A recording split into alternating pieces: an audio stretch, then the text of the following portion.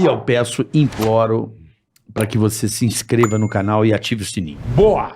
Faça isso. Boa! Hoje o bagulho é chique, Nosso rapaziada. público adora esse tipo de conversa. Então inscreva-se no canal, curta, compartilhe. Precisamos de vocês ao nosso lado. Exatamente. Tem o Valeu, tem um monte de coisa bacana que você Tem, pode colaborar e nos ajudar. E você falou que um dos vídeos que fez sucesso logo no começo foi das tribos de Israel, as 12 tribos. Qual que é a história? Porque a gente não sabe direito, né? Israel, ela se forma a partir de 12 tribos. Então, eu vou dizer que como eu cheguei nesse assunto, porque todo mundo nos meus comentários eu fazia vídeo e o pessoal ficava me comentando de que tribo tu é, de que tribo tu é, porque não é um assunto que a gente fala normalmente aqui em Israel. Sou da tribo dos surfistas, né? Então eu decidi fazer um vídeo explicando, porque a gente tem os patriarcas Abraão, Isaac e Jacó tem 12 filhos. E cada um desses filhos vai dar origem... Mas eu tive, por exemplo, no Museu de Israel, é isso? Sim. E começa o museu em Canaã, né? A região Sim. de Canaã. Isso é pré-Israel, né? Sim, quer dizer, a família de Abraão não é a primeira família que vivia aqui. Ela estava Então, várias famílias. Abraão vivia em Ur da Caldeia, quer Tá. dizer, ele morava onde hoje em dia é o Iraque. Tá. Deus aparece a ele e diz, Lech lecha me'artzecha u'moladetecha u'mebeit avicha la'aretz asher erá lecha. Vai tirar tua terra da casa dos teus pais, a terra que eu te mostrarei. E Abraão faz a jornada até a terra prometida, que é a terra de Israel. E aqui já tinham outros povos vivendo, esses são povos cananeus, e por isso a gente tem tantos achados arqueológicos que mostram como esses povos eram. Eles todos eram povos politeístas, eles acreditavam em muitos deuses, Baal, Moloque, vários outros deuses. E Abraão teve aqui, teve Isaac teve Jacó, e Jacó tem 12 filhos. E até aqui tá tudo tranquilo, e aí começa uma grande seca em Israel. Não que tu viu só dias de chuva aqui. Mas tem uma grande seca em Israel, eles não têm como produzir comida, e para eles não morrerem de fome, eles precisam de um lugar que tem água. O rio Nilo, no Egito, sempre tem. Então a família vai até lá, e o que desce uma família, são 70 e poucas pessoas que descem, eles vão passar lá, eles vão ser escravizados depois e passar 400 anos. Então, cada um desses 12 irmãos, não são exatamente 12, mas depois vão formar 12, o que acontece, cada um deles vai dar origem a uma tribo inteira. E por isso, quando o povo de Israel termina a escravidão no Egito, eles voltam já em tribos. E cada tribo tinha sua identidade. E por isso é interessante, eles são família, mas cada um tinha sua identidade. Tinha alguns que eram especialistas em navegação, outros eram especialistas em leitura das estrelas e cartografia. Cada um deles tinha uma especialidade. Tinha a tribo de Levi, que era a tribo dos sacerdotes, eles faziam todos os serviços ligados a Deus. Quer dizer, as 12 tribos voltam para Israel, e aí eles dividem o território entre as 12 tribos e cada um vai morar no seu canto. E a Bíblia fala muito das 12 tribos de Israel, por isso muita gente, principalmente quem lê a Bíblia, quem frequenta a igreja, a sinagoga, ouve muito falar das 12 tribos de Israel. O que acontece? Há 2.700 anos atrás, os assírios vêm, pegam a maior parte de 10 tribos de Israel e mandam elas para o exílio, e elas desaparecem. Então, a maior parte de 10 tribos, elas desapareceram. Então, hoje em dia, quando a gente fala das tribos de Israel, não são 12, são poucas.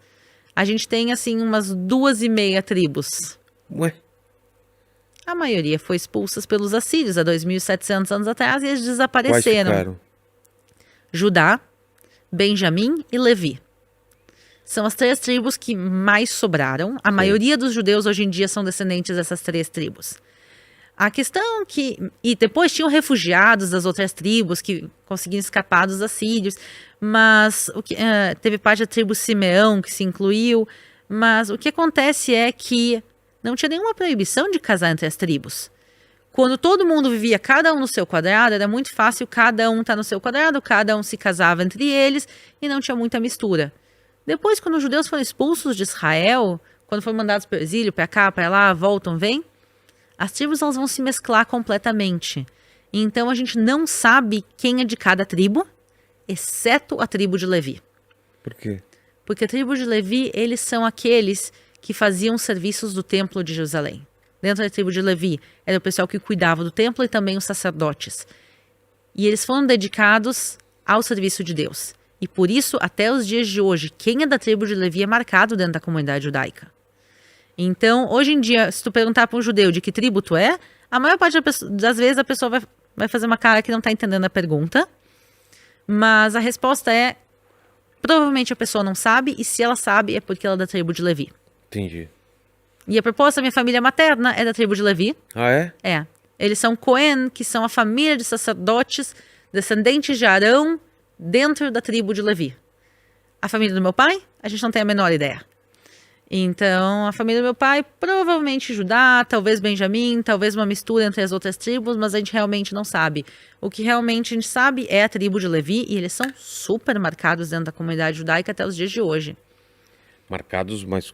No bom sentido. É isso que eu falo, no bom sentido. No bom sentido, não é marcado. Tipo... O que quer dizer? Por exemplo, tem a família de Cohen e tem o resto da tribo de Levi. Por exemplo, Cohen, que são sacerdotes, ou são dedicados a serem sacerdotes no Templo de Jerusalém, por exemplo, que é a minha família materna. Quando tem uma cerimônia na sinagoga, com leitura da Torá, leitura da Bíblia, primeiro eles vão dizer, pessoal, alguém aqui da tribo, quem os Cohen, todo mundo se conhece nessa sinagoga. Jacó, que era meu avô, Jacó, vai fazer a leitura?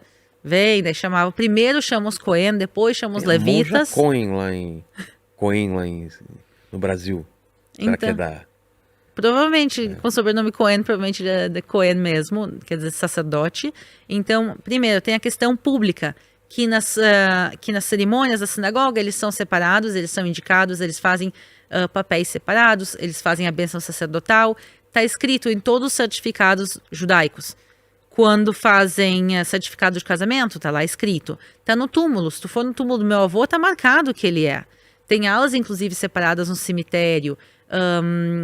Sacerdotes não podem entrar no cemitério. Meu avô adorava isso. Não poder entrar em cemitério. Ai, fulano morreu, tu vai no velório. Não posso, eu sou Cohen. Eu adorava isso. Desculpa boa. Então, assim, tem uma série de coisas que a gente demarca eles ainda. Então...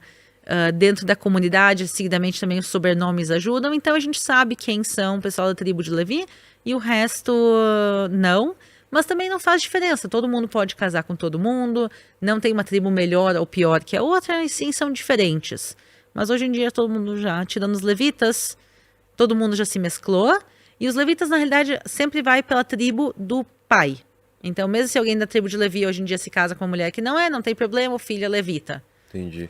Total, mas a gente começou a falar isso porque eu tinha perguntado o lance do canal, né? Aí você casa, tá trabalhando como guia, quanto tempo depois começa a ideia do canal e por que vem essa ideia? É uma necessidade que você tinha? Pandemia. Por causa da... que nem eu, quando o podcast foi na pandemia também que comecei.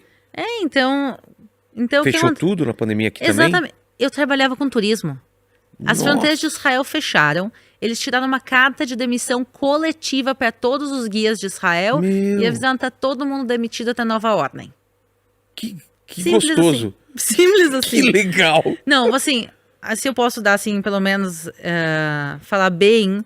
Eles tiraram a carta de demissão coletiva, mas também avisaram que todos os guias vão receber seguro-desemprego. Tá. Então, assim, eles tentaram ajudar a pagar um valor mensal, obviamente não um salário, mas assim, ajudar, eles tentaram fazer alguma coisa, mas assim... Todos os guias, de repente, do dia para a noite, a gente estava desempregado. Israel fechou. E sem previsão de voltar. E sem previsão. E Israel fez lockdown mesmo. Mesmo. Não dá para sair 100 metros fora de casa. Caramba. Sem uma justificativa. Fechou tudo. Morreu muita gente aqui? Não. Quer dizer, morreu gente, mas comparativamente menos do que nos outros países. Justamente, Israel foi o primeiro país a fechar suas fronteiras para a China. Foi um dos primeiros países a fechar as fronteiras. Em março de 2020, Israel já tinha fechado todas as fronteiras para todo mundo. Ninguém entra, ninguém sai do país. Então, Israel fechou as fronteiras, Israel fez lockdown, Israel foi um dos primeiros países a fazer vacinação. Então, Israel foi bem avançado e, por isso, diminuiu um pouco os danos da pandemia. Mas, aqui. tipo, todos esses sítios turísticos, tudo vazio, sem ninguém. Não, as igrejas fecharam as portas. Ah, é? Sim. Caramba. Foi a primeira vez que a igreja do Santo Sepulcro fechou desde a época da peste negra. Nossa. Aqui da peste negra em Israel. Quer dizer, fazia séculos que não acontecia nada desse tipo, mesmo na época que tem conflitos, isso aqui. Sei. As coisas continuavam. Nada fechou, só a Não. pandemia que... A pandemia fechou tudo. Simplesmente o pessoal disse, pra que a gente vai abrir restaurante, igreja? Imagina, igrejas fecharam as portas. Não tem peregrinos vindo. Muitas igrejas, elas são igrejas para peregrinos. Mesmo o pessoal cristão de Israel não tem como se locomover para chegar até os lugares. Eles simplesmente fecharam tudo. E não tinha emprego em Israel. Também em outras coisas. Porque já que a economia... fechou quase tudo, e Jerusalém não é uma cidade que depende do turismo, mas tem uma boa parte da economia que sim é turismo, então simplesmente não tinha emprego em nada, e daí todo mundo no turismo começou a ficar caótico, o que a gente vai fazer, o que a gente não vai fazer, e aí eu tava meio também sem saber o que fazer, e aí a pandemia tava muito ruim no Brasil, e daí assim... Me ligaram assim, Aline, lembra o pastor que tu guiou há 6 meses atrás? Pois é, ele tá super mal no hospital, tu pode fazer alguma coisa? Disse, olha, eu posso ir até o Muro das Lamentações e levar o nome dele. Louco, foi assim? Se não, eu peguei assim, o nome completo, vai, põe esse videozinho, olha, pastor, eu tô aqui, a gente tá em Jerusalém, orando pela tua recuperação.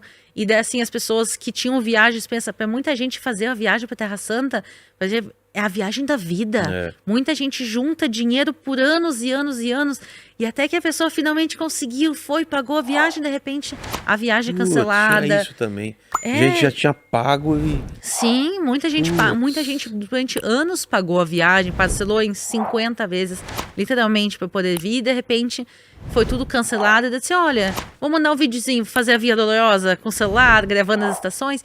Então foi isso que eu comecei a fazer. Eu comecei a fazer videozinhos, assim, para animar o pessoal, para quem tava doente. E daí eu disse, eu tô entediada também, comecei a fazer vídeos, subir nas redes sociais.